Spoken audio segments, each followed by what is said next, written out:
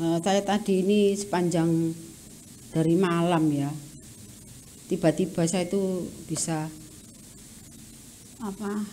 sini kepala sini tuh sakit enggak, tapi enggak enak gitu loh. Terus mual, aduh. Jadi saya persiapan itu enggak, Tuhan, sampai saya itu Tuhan. Terus habis itu enggak lama ke belakang terus. Sakit ke belakang lagi, ke belakang. Apa? Oh ya aku padahal beberapa hari enak sehat, enggak ngerasa nopo-nopo. Jualan itu ya enak, kok tiba-tiba malam itu ngerasa ndak enak. Aku minum obat mah dari dari Bu Lydia. Saya makan telur biar enak. Paginya ini sampai saya pakai doa itu ndak bisa. Wes aku tidur lagi. Jadi nggak jual, nggak ke pasar, nggak apa. Terus lagi si kembar dibawa. Waduh, terima kasih Tuhan, tambah beban. Tapi ya semuanya bisa berlalu. Kok mau berangkat ini tadi masih sempat ke belakang, tapi kok sekarang sudah enak. Puji Tuhan. Emang iblis itu enggak mau ya. Kalau kita itu mau sungguh-sungguh itu ada aja dihalangi. Tapi kalau kita ngikuti semua yang ada di depan kita, perasaan kita ikuti, keadaan kita ikuti, kita enggak melawan. Kita kan enggak kerasa lama-lama itu berdoa males, semua males. Ya karena kita fokus ke sakit kita, enggak nyaman kita gitu, akhirnya fokus ke situ gitu. Tapi puji Tuhan saya sudah sehat. Kok ya bisa sehat kayak kemarin-kemarin. Seharian mulai malam itu pester saya itu. Sampai jadi saya pas berdoa untuk persiapan tuh kacau gitu. Kok enggak fokus ya. Tapi akhirnya saya bisa datang ke sini. Saya bisa datang itu semua karena Tuhan ya. Karena saya mau gitu loh, bukan saya mencari-cari. Kalau saya mau Tuhan pasti mampukan. Untuk tema bulan ini ya, kita baca aja sekalipun sudah seminggu 3 kali kita membaca. Tapi biar ingatan kita ini semakin ingat, di dalam Yesaya 54 ayat 10, sebab biarpun gunung-gunung beranjak dan bukit-bukit bergoyang, tetapi kasih setiaku tidak akan beranjak daripadamu, dan perjanjian damaiku tidak akan bergoyang, firman Tuhan yang mengasihani engkau. Amin. Di dalam firman ini saya mau saya ambil di 1 Yohanes 4 ayat 18. Itu kasih yang sempurna. Itu mau saya angkat. Di dalam kasih tidak ada ketakutan. Kasih yang sempurna melenyapkan ketakutan, sebab ketakutan mengandung hukuman, dan barang siapa takut ia tidak sempurna di dalam kasih. Barang siapa yang takut ia tidak sempurna di dalam kasih. Di sini benar-benar dikatakan ya, kasih yang sempurna yang sudah Tuhan berikan kepada kita. Itu kasih yang tidak mendatangkan ketakutan, tapi mendatangkan damai sejahtera dan sukacita. Kalau kita masih ada rasa takut, di sini artinya kalau takut sekedar cuman takut sesaat waktu kita menghadapi itu ada rasa takut, itu lumrah karena kita masih manusia. Dan kita masih merasakan ada daging, ada darah dalam tubuh kita. Itu masih merasakan. Tetapi yang dikatakan maksud di sini ketakutan. Ketakutan itu ya sudah kita walaupun sudah diberikan diberikan kayak dikuatkan sama temennya. Udah pokoknya nasihat-nasihat yang menguatkan, tetap karena apa? Dia sudah ada ketakutan dan pikirannya sudah dipenuhi oleh rasa takut. Itu yang Tuhan tidak mau. Orang yang seperti itu menghadapi segala macam apapun yang dihadapi. Kalau dihadapinya itu menjadikan dia ketakutan, dia mau begini dia takut, mau melakukan sesuatu dia takut. itu yang sudah enggak benar. Itu apa dikatakan di sini, ia tidak sempurna di dalam kasih. Karena Tuhan memberikan kasih yang sempurna. Kasih yang tidak bisa digantikan oleh apapun. Kalau kita mengasihi anak kita ya, anak lah. Biasanya orang tua itu walaupun sudah punya istri atau punya suami, katanya mengasihi istrinya atau suaminya. Kalau sudah punya anak, biasanya beralih ke anak, semuanya untuk anak. Lain zaman dulu ya, kalau zaman dulu, zaman orang tua saya, rasanya semua disediakan dulu untuk suami. Anak ibu saya dulu tuh enggak masak. Dia belikan bapak ayam, sambel apa. Anaknya ini enggak, cuma di telur. Dulu orang tua dulu inikan ke suami. Tapi kalau sekarang suami itu nomor terakhir. Anak. Padahal terkadang anak kalau sudah mulai dewasa, mulai ngelawan orang tua. Tapi memang kasih orang tua kepada anak itu tidak terbatas. Sekalipun anak itu sudah mengecewakan, anak itu sudah menyakiti hati orang tua, tapi kasih orang tua ini nggak pernah bisa putus. Mungkin sakit hati waktu itu. Tapi saat anak itu membutuhkan orang tua, membutuhkan kita sebagai orang tua, kita sudah nggak melihat lagi apa yang sudah dia lakukan kepada kita orang tuanya. Tetapi yang dilihat anak itu butuh. Sudah kita lupakan dan kita menolong anak ini. Itulah kasih orang tua kepada anak. Apalagi kasih bapak ya, yang begitu sempurna, yang sudah memberikan anaknya yang tunggal. Apakah kita masih meragukan kasih Bapa? Memang secara manusia kalau saat kita nggak ada masalah, kita bisa merenungkan firman Tuhan ini, kasih Bapa. Ya Bapak mengasihi aku begini. Tapi saat kita menghadapi masalah, dan masalah itu enggak selesai-selesai, apakah kita masih tetap mengasihi Bapak? Apakah kita masih melakukan apa yang Bapak kehendaki dalam hidup kita? Apakah kita masih mau menyanyi, memuji Dia saat tekanan-tekanan hidup ini enggak selesai-selesai? Apakah kita sebaliknya mengutuk Tuhan, mencelik-celikkan Tuhan? Tuhan, ini tak janjimu. Aku sudah berapa tahun nunggu, kok enggak dijawab-jawab. Aku masih tetap keadaanku seperti ini. Apakah kita terus mengeluh? Saya ada teman itu selalu mengeluh. Setiap ngomong sama saya itu mengeluh. Gajianku gak muda-muda. Mengeluh, saya cuma ya bersyukur. Gajimu seberapa? Itu setiap gajian angkat, Tuhan, gajiku segini, tapi Engkau yang mencukupkan dengan semua kebutuhanku.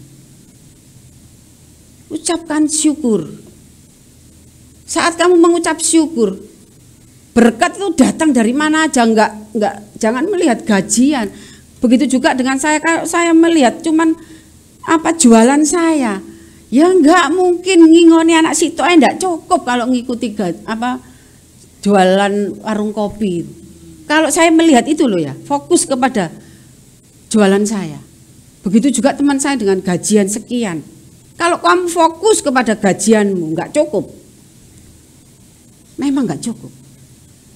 Tapi saat kamu fokus kepada Tuhan, Tuhan yang mencukupkan itu yang ada itu. Enggak tahu caranya. Saat mau beli ini, dompet dilihat kelihatannya pas-pasan tapi bisa dipakai beli. Masih bisa dipakai beli. Makanya kita itu harus, kalau kita mengerti dan tahu kalau Bapak itu mengasihi kita, Dan janjinya begitu indah. Kenapa kita kalau mengalami hal yang menekan hidup kita agak lama aja, sudah rasanya itu enggak, kayaknya mau ambil cara sendiri, menolong dirinya sendiri. Tapi tiba-tiba kita salah. Makanya kalau saat kita memang sudah nggak ada jalan keluar, kita sudah benar-benar tertekan, masuk ke kamar. Masuk ke kamar, undang hadirat Tuhan. Kan pujian itu, hadiratmu. Hadirat Tuhan itu membawa kita untuk mengalami kelepasan, untuk mengalami apa yang dikatakan sukacita. Karena saya mengalami semua itu. Saya percaya kalau Tuhan proses saya itu selama bertahun-tahun. Ternyata kadang saya itu seperti Tuhan, kita tujuanmu Tuhan.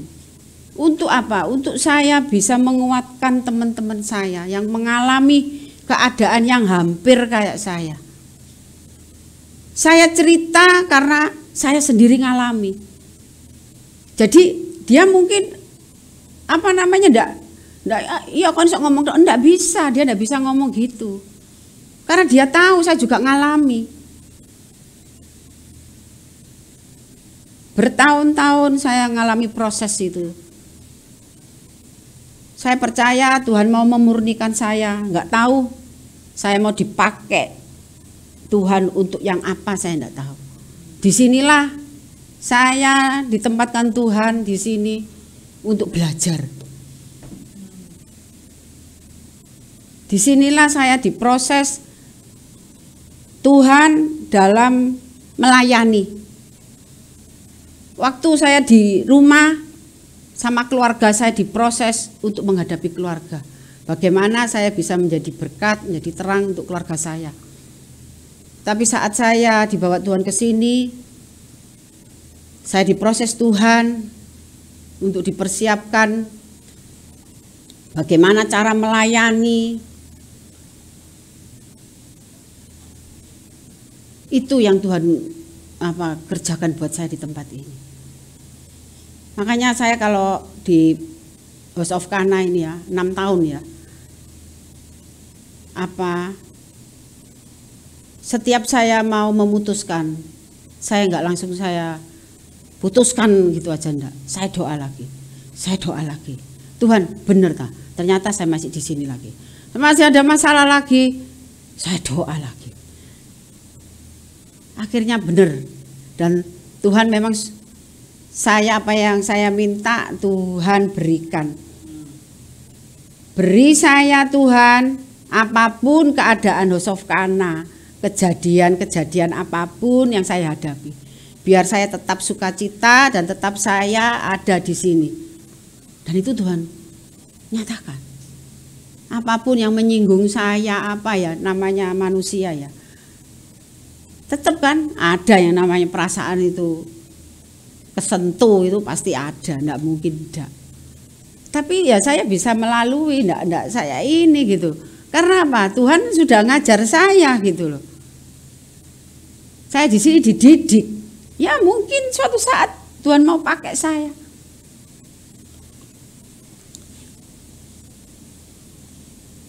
Tuhan mau pakai kita semua ya. Makanya kita dipilih Tuhan itu bukan hanya Tuhan mengasihi kita aja.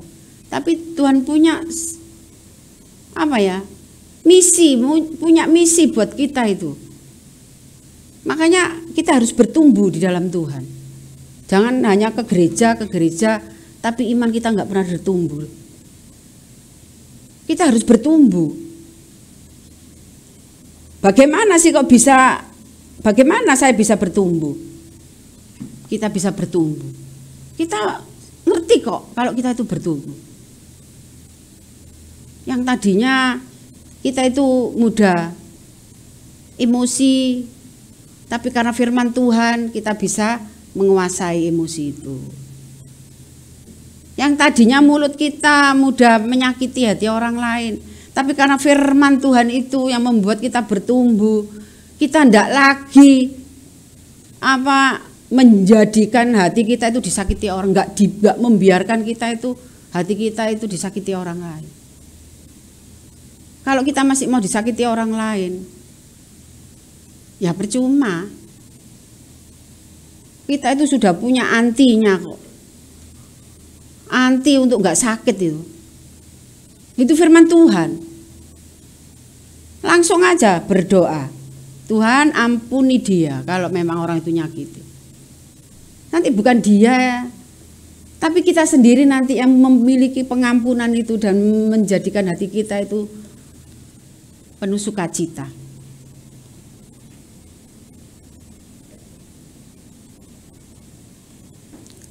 Tuhan mengasihi semua orang ya, terlebih orang-orang yang berdosa.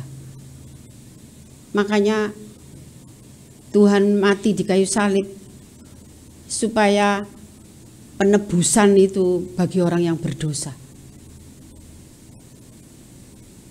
Makanya Tuhan mencari hati orang-orang yang hatinya hancur, enggak mencari hati yang sudah pulih, enggak.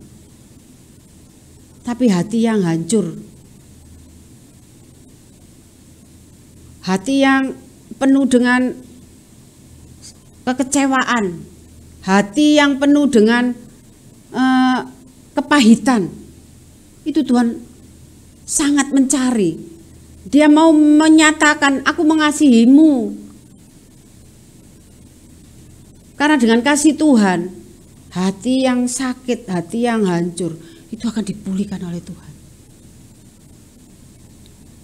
Jadi makanya kalau kita pelayanan, jangan pernah kita memiliki hati yang hancur. Jangan pernah kita menyimpan kepahitan. Jangan pernah kita menyimpan kekecewaan. Nggak bisa. Kalau kita melayani orang, terus kita masih nyimpan hal-hal yang seperti itu. Kalau kita mau benar-benar melayani, dan itu semuanya untuk Tuhan, bereskan dulu semua yang ada di hati kamu. Sehingga apa yang kita kerjakan itu berkenan di hadapannya. Makanya hukum yang utama adalah kasih. Karena kasih itu mengalahkan segala sesuatu. Kadang ada ya cerita suami bolak-balik nyakiti, selingkuh apa. Karena saking bucinnya si istri, dia selalu memaafkan, mengampuni. Itu karena apa? Karena cintanya, dia masih memberi kesempatan untuk pasangannya itu. Begitu juga dengan Tuhan. Karena Tuhan itu besar kasihnya, dia selalu memberikan kesempatan kepada anak-anaknya itu. Kalau anak-anaknya berbuat dosa, berbuat salah, Tuhan mau kita itu kembali kepadanya. Jangan semakin jauh. Sebab Tuhan itu menguji orang benar dan orang fasik. Ia membenci orang yang mencintai kekerasan. Tuhan itu kasih. Jadi Tuhan itu membenci orang yang mencintai kekerasan. Orang yang dikit-dikit ngomongnya itu walaupun tidak keras, tidak banter, tapi ngomongannya lirih tapi nyelekit. Nah itu kan kekerasan juga. Itu dulu saya. Tapi ajaib Tuhan mengubah saya. Tapi memang butuh waktu lama ya. Karena orangnya saya ini bandel. Bandel setengah mati. Jadi saya prosesnya makanya panjang. Makanya kalau bisa jangan proses lama-lama. Nuruto aja biar nggak lama-lama. Saya ini lama. Panjang, lebar dan tinggi. Saking lamanya. Tapi saya kalau merenung, terima kasih Tuhan. Sekalipun prosesmu itu menghancurkan saya ya. Saya membayangkan kalau orang yang bikin bejana itu ya. Itu seperti aku, saya bilang gitu. Saya dulu dari tanah yang banyak kotoran, kerikil, mungkin beling, ya, mungkin hewan. hewan-hewan itu dibentuk karena masih meronjol-meronjol, akhirnya ambles lagi, diambilin lagi sama Tuhan. Itu prosesnya Tuhan itu, makanya kita itu harus mau diproses. Karena apa? Proses itu membuat kita itu boleh bertumbuh. Jangan pernah menolak prosesnya Tuhan. Kalau kita diproses itu karena Tuhan mengasihi kita. Tapi ya kita harus tahu saat kita mengalami hal yang enggak mengenakan, kita harus introspeksi. Apakah ini dari memang kesalahan kita sehingga kita menuai apa yang menjadi kesalahan kita, atau memang ini kita sudah hidupnya sudah benar, kita sudah melakukan, tapi tetap Tuhan izinkan. Karena Tuhan mau kita itu lebih lagi dimurnikan. Orang kalau mau dimurnikan itu memang sakit semua. Tapi kalau orang itu mengandalkan Tuhan, sakit itu enggak kerasa. Justru menikmati. Justru semakin kita diproses, kita menikmati sehingga benar-benar mengerti bahwa Tuhan itu mengasihi. Tapi kalau kita diproses sudah ngeluh, itu rasanya sakit, terasa sakit bener. Tapi kalau kita diproses, kita ikuti, terima kasih Tuhan, kita nikmati, kita muji, nyembah Tuhan. Seperti tadi itu ya, waktunya saya harus bayar, sedangkan warung beberapa hari itu sepi. Saya cuman ngomong, Tuhan iki meniku wayahe bayar. Tiba-tiba hati saya bisa ngomong, wong sik meneh ae kok. Loh, bisa seperti itu gitu loh. Ya Tuhan, aku percaya. Loh, kok bisa-bisanya anak saya itu kok ya inget saya gitu loh. Loh Ma, temenan tak? Aku ya bilang gitu ya. Oh gitu, wah terima kasih. Aku sing ngekeki kok terima kasih nang Tuhan. Anak saya itu memang kok. Ya Tuhan gak jamak kon ya. Kon lali ambek aku iku dielingno kon iku. Iku sing ngelingno kon ku Tuhan aku ngono. Karena aku berdoa, aku njaluk Tuhan ya sing dikirim kon. Wis ketawa Dek. Ya itu, puji Tuhan wis lega rasanya. Sudah itu makanya kita itu harus nikmati aja itu prosesnya Tuhan. Karena dengan prosesnya Tuhan berarti Tuhan itu mengasihi, Tuhan mengasihi aku. Jadi kita nggak tertekan. Sekarang kalau kita itu hati kita, pikiran kita itu selalu mikirkan masalah kita ya. Kita hidup itu hanya karena anugerahnya, hanya karena kasihnya kita bisa sampai saat ini. Ya kita nikmati aja kasih Tuhan itu, apapun kasih Tuhan itu nggak enak-enak tok. Tuhan izinkan segala sesuatu terjadi untuk kita, supaya kita itu waktu di tengah-tengah di tengah-tengah badai, di tengah-tengah gelombangnya hidup, kita tetap tenang. Itulah Tuhan itu membawa kita untuk diuji, untuk diproses sedikit demi sedikit. Supaya apa? Supaya saat kita ada di tengah-tengah gelombang, di tengah-tengah badai, kita tetap tenang. Kita bisa memuji, menyembah Dia. Tuhan itu kasih. Jangan lupa, Tuhan itu kasih. Mengasihi anak-anaknya. Kalau kita dipilih untuk suruh percaya sama Dia, kemudian Dia membiarkan kita. Masa seperti itu? Tuhan Bapak sudah merelakan anaknya untuk kita supaya enggak ditebus dosa kita, supaya kita bisa bersama-sama berkumpul di surga. Tujuan Tuhan itu. Kita itu masih berjalan di muka bumi ini. Tapi warga kita, KTP kita itu KTP kerajaan surga. Seperti kita ke Amerika, KTP kita kan Indonesia. Tapi kita sudah dirubah Tuhan itu kalau di firman-Nya ini mengatakan secara roh, secara rohani, bukan secara jasmani. Kalau Tuhan memberi berkat bukan berarti terus bayangno berkat yang berlimpah itu mau punya segalanya, punya uang, punya apa, enggak. Yang dimaksud di sini karena Tuhan itu roh. Jadi Tuhan kalau menyatakan itu secara roh. Tapi kalau kenyataan secara jasmani kita diberkati, itu bonus dari Tuhan. Makanya kalau kita menerima firman tentang berkat, tentang apapun, jangan ditujukan kepada jasmani ini. Nanti kecewa.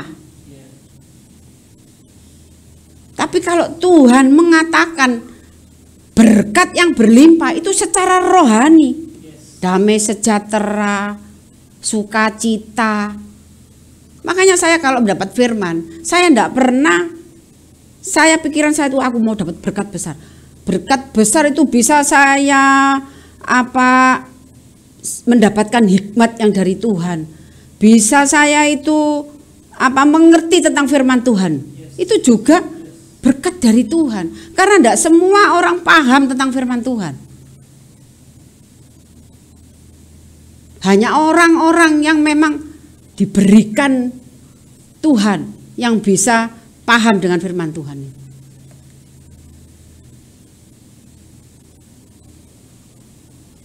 Terkadang kayak seperti ini ya, saya nyampaikan firman.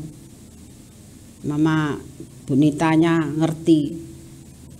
Tapi kadang mengerti, ini maaf ya, enggak, bukan. Maksud saya ngerti saat ini. Tapi itu enggak pernah disimpan di dalam hatinya. Enggak pernah direnungkan kembali gitu loh. Saat menghadapi sesuatu, renungkan kembali yang pernah difirmankan Tuhan itu. Tapi kebanyakan lupa. Sehingga benih itu enggak bertumbuh. Makanya kita bisa diubahkan Tuhan. Itu karena benih firman Tuhan yang ditaburkan oleh hambanya. Itu tumbuh.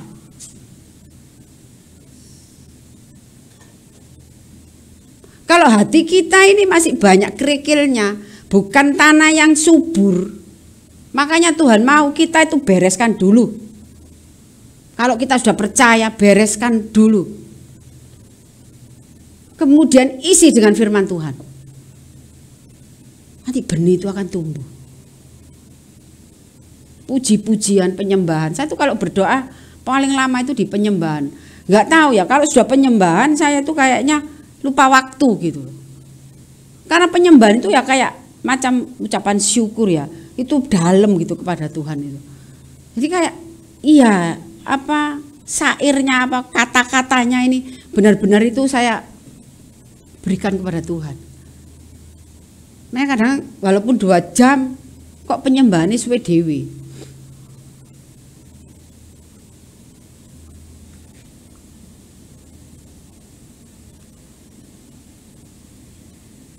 Tetapi kasih itu ya yang terutama bagi kita ini anak-anaknya Tuhan. Di dalam 1 Petrus 4 ya. Tetapi yang terutama kasihilah sungguh-sungguh seorang akan yang lain.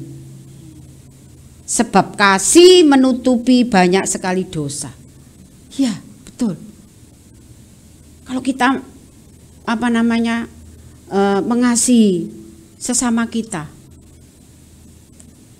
kita kan akhirnya banyak menutupi yang nggak bisa benci, nggak bisa mangkel, nggak bisa sakit hati. Itu kan dosa. Kalau hati kita penuh dengan kasih Bapa, kita akan mampu mengasihi orang lain seperti karena kasih Bapa itu ada di dalam hidup kita. Kita memang nggak pernah mampu mengasihi orang lain dengan tulus tanpa ada kasih Bapa itu. Kasih manusia itu terbatas sekali. Cuman sekedar delok sakno. Tetapi kalau kita memiliki kasih Bapa itu ada di dalam hati kita, kita akan mengasihi orang lain itu sungguh-sungguh. Karena apa? Bapa yang taruh kasih itu, Bapa yang mengasihi. Tapi kita ini ada kasihnya, jadi kita itu mengasihi orang itu benar-benar tulus, benar-benar kita mau menolong orang itu.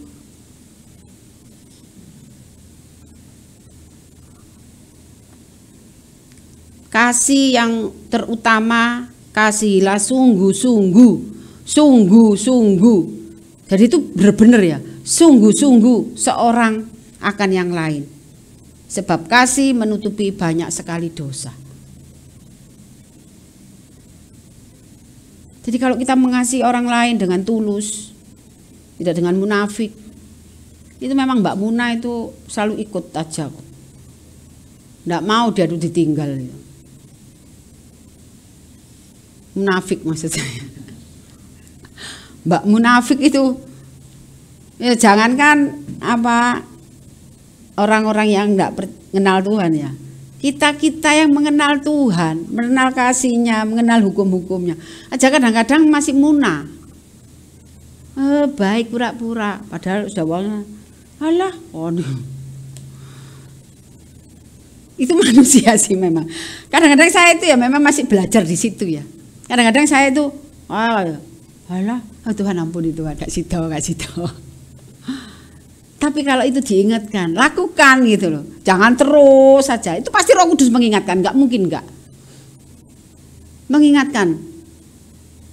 Saya tuh sering diingatkan Roh Kudus ya langsung berhenti. Apa Mbak harus gak diterusno? Gak apa-apa.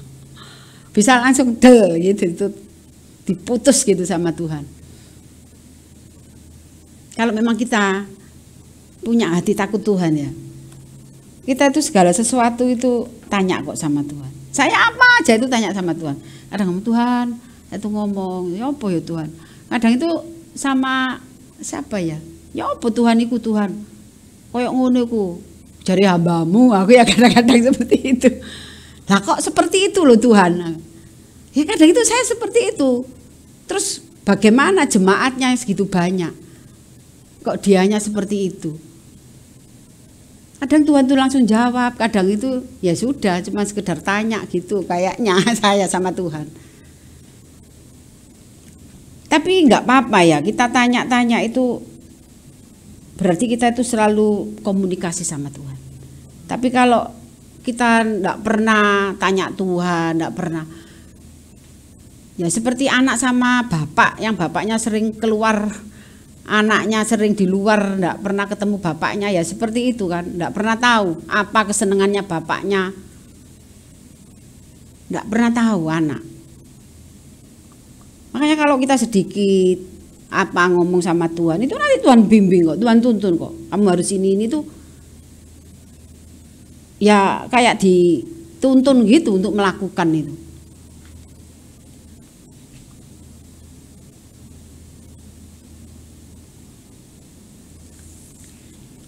Di Amsal 12 ayat 1, siapa mencintai didikan, mencintai pengetahuan, tetapi siapa membenci teguran adalah dungu. Duh, kerasnya. Siapa yang membenci teguran adalah dungu. Teguran itu kadang-kadang diingatkan orang. Dia merasa tersinggung. Dia tidak mau. Padahal itu mengingatkan. Teguran. Kadang saya masih seperti itu kok. Kadang itu Maria atau siapa gitu negur saya, kayaknya saya tidak mau ditegur. Iya, saya tidak mau ditegur gitu. Tapi kemudian saya, Tuhan ampuni aku Tuhan. Ya teguran itu saya renungkan gitu. Tapi kalau saat ditegur kita tidak mau, kita sakit hati, mangkel lah, itu tidak ngerubah. Tidak bisa kita itu dibentuk karena kita menolak. Tapi saat kita ditegur mungkin mangkel, sakit hati waktu itu. Tapi kemudian kita merenungkan, kita minta ampun dan kita renungkan teguran itu, ya itu bisa mengubah hidup kita. Bisa apa? Firman Tuhan itu berarti bertumbuh kalau kita itu akhirnya kembali mau merenungkan apa yang mungkin dari orang lain, mungkin orang yang kita benci sudah ngilokno kita. Itu juga bisa teguran dari Tuhan. Kalau itu kena sama kita berarti itu memang itu kamu harus apa, kita harus mengubahnya gitu. Karena itu yang bisa membuat kita bertumbuh. Kita jangan, saya kali lagi ya, jadi anak-anaknya Tuhan jangan menjadi anak kecil terus. Dewasalah di dalam imanmu. Karena di dalam ikut Tuhan, dilahirkan baru, masih bayi kan, nggak ngerti apa-apa. Kalau itu nggak bertumbuh, terus masih akhirnya jadi anak cebol, itu gimana ya? Apa kita mau secara rohani kita itu masih anak-anak? Padahal secara jasmani kita sudah tua. Tapi di hadapan Tuhan kamu masih anak-anak. Anak-anak akan mudah celaka. Akan mudah celaka kalau kita masih anak-anak di hadapan Tuhan. Rohani kita itu masih anak-anak. Kita akan mengalami celaka. Anak-anak itu enggak ngerti. Anak-anak itu dikatakan teguran adalah dungu. Anak-anak itu enggak ngerti apa-apa. Yang penting hatinya senang. Tapi itu mencelakakan. Tapi kalau orang-orang dewasa, dia mengerti mana yang enggak benar, mana yang benar. Dan dia akan meninggalkan yang tidak benar. Tapi kalau secara rohani kita itu anak-anak, masih tuwek. Kayak aku, tapi rohani saya itu masih kecil, masih anak-anak. Ya saya jangankan mau berdiri di sini. Orang-orang pelayanan yang masih belum dewasa, keluar masuk gereja, nggak bisa bertahan. Karena jiwanya masih anak-anak, rohnya masih anak-anak. Jadi tersinggung titik, disuruh ngerapek, ngerayu, mek gak gelem ngerayu, hilang. Mungkin orang tua masih bisa ngerayu ya, sekali dua kali. Kalau terus-terusan kan akhirnya membuat yang lainnya ini tercemar gitu loh, karena orang yang gak dewasa. Makanya hamba-hamba Tuhan itu harus dewasa secara rohani. Hamba-hamba Tuhan kalau dewasa secara rohani, pasti dia memiliki kasih Tuhan. Sehingga dia bisa memberikan kasih itu kepada orang lain. Orang yang dilayani. Bukan hanya Pastor Sam aja. Kita semua harus melayani. Bukan Pastor Sam aja. Kita di sini hamba Tuhan harus memiliki roh yang dewasa. Roh yang dewasa itu bijaksana. Orang dewasa kebanyakan lebih bijaksana daripada masih anak-anak. Kalau kita masih menjadi anak-anak kecil, bagaimana kita mau menyelamatkan orang lain? Sedangkan kita aja belum tentu selamat. Karena apa? Sekalipun kita percaya Tuhan, kita tidak mau percaya firman-Nya kok. Percaya firman mulutmu. Buktinya kamu masih seperti itu kelakuanmu. Terus kita membicarakan firman Tuhan kepada orang. Makanya kalau kita sudah melibatkan, sudah mau melayani Tuhan, benar-benar kita itu, hidup kita itu benar-benar apa yang Tuhan tidak kehendaki, itu kita lepaskan dari hidup kita. Kita bersihkan hati kita, benar-benar hati kita itu bersih. Gak ada apapun. Kalau memang setiap hari memang ada aja ya, itu pasti bereskan langsung, bereskan. Sebelum kita tidur, bereskan. Supaya di hadapan Tuhan itu kita selalu dikuduskan terus sama Tuhan. Karena saat kita melakukan hal yang gak benar, kita langsung Tuhan ampuni. Kita bereskan semua. Tuhan menguduskan hidup kita kembali. Kita gak bisa kudus terus selamanya, gak bisa. Tuhanlah yang menguduskan kita. Dengan kita membereskan setiap hari kehidupan kita. Kita manusia kok gampang jatuh dalam dosa. Kadang-kadang tidak terkontrol. Tapi kalau enggak kita segera bereskan saat itu juga, itu akan tinggal. Besok enggak dibereskan lagi, tinggal lagi. Lama-lama mencemari hidup kita. Yang sudah Tuhan kuduskan, sudah Tuhan punya rencana buat hidup kita. Nanti kamu gini, nanti kamu akan aku pakai begini. Kemudian kita tidak mau. Makanya kita itu harus selalu ada komunikasi sama Tuhan. Itu aja sih intinya, komunikasi sama Tuhan. Apapun, nanti kasih Tuhan itu akan meliputi hidup kita. Kalau kita sudah merasakan kasih Tuhan, kita nggak pernah bisa berhenti untuk nyembah Tuhan.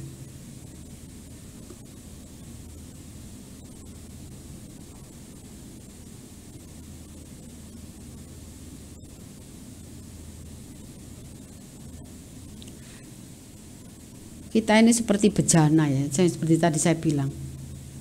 Kita tadinya itu seperti tanah yang masih diinjek-injek, belum terpakai, masih ada apa aja di situ.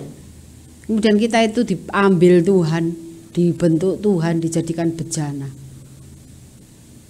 Dan nggak mungkin kan kita itu sekali dibentuk jadi, nggak mungkin. Seperti dalam Yeremia 18 ayat keempat, apabila bejana yang sedang dibuatnya dari tanah liat di tangannya itu rusak, maka tukang periuk itu mengerjakannya kembali menjadi bejana lain menurut apa yang baik pada pemandangannya. Jadi kita itu bejana yang rusak tadinya itu. Tapi karena Tuhan itu sangat mengasihi kita itu mau dipakainya menjadi peralatannya Tuhan yang indah. Makanya kalau rusak dibentuk lagi. Makanya jangan marah kalau dibentuk. Lah supaya nggak lama membentuknya, manuto. Biar nggak lama-lama prosesnya. Maksudnya itu proses nggak lama, itu proses yang itu aja gitu loh. Pasti ada nanti proses ganti lagi, tapi kan sudah baru proses itu. Bukan yang tetap itu aja, masih umpama mau naik tangga masih tangga pertama aja, balik lagi, naik balik lagi. Kapan naiknya?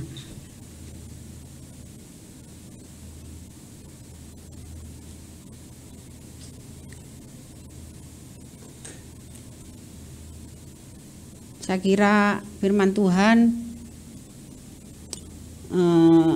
sampai di sini ya. Biarlah kasih Tuhan itu memenuhi setiap kita, hamba-hambanya. Saya lihat di sini kan hamba Tuhan semua ya, yang pelayanan di sini. Ayo, jadilah dewasa di dalam Tuhan. Supaya kita itu menjadi pelayan-pelayan Tuhan, bukan pelayan-pelayan yang masih anak-anak. Pekerja-pekerja yang masih anak-anak. Dipandang mata itu tidak bagus kalau pekerja-pekerja anak-anak itu. Lihat orang-orang yang pakai pekerja masih di bawah umur. Kan banyak yang ngilokno. Begitu juga kita, kalau kita itu menjadi hamba Tuhan, menjadi pelayannya Tuhan. Kita itu harus menjadi dewasa di dalam roh kita itu. Supaya dilihat, dipandang itu, kita itu hamba-hamba Tuhan yang takut Tuhan, yang bijaksana, dewasa dalam menerima apapun itu, dewasa. Sebab kasih karunia menyertai semua orang yang mengasihi Tuhan kita Yesus Kristus dengan kasih yang tidak binasa. Kasih karunia menyertai semua orang. Kasih karunia Tuhan itu untuk semua orang, enggak untuk orang Kristen tok. Yang mengasihi Tuhan kita Yesus Kristus dengan kasih yang tidak binasa. Tapi kalau kita sudah diberikan kasih karunia,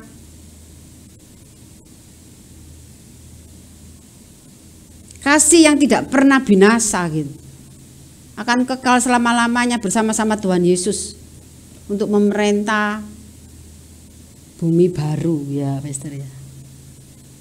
Yerusalem baru. Kita ini masih di Surabaya, kapan-kapan kita nanti waktunya kita akan ngumpul di Yerusalem baru. Amin. Tuhan Yesus memberkati.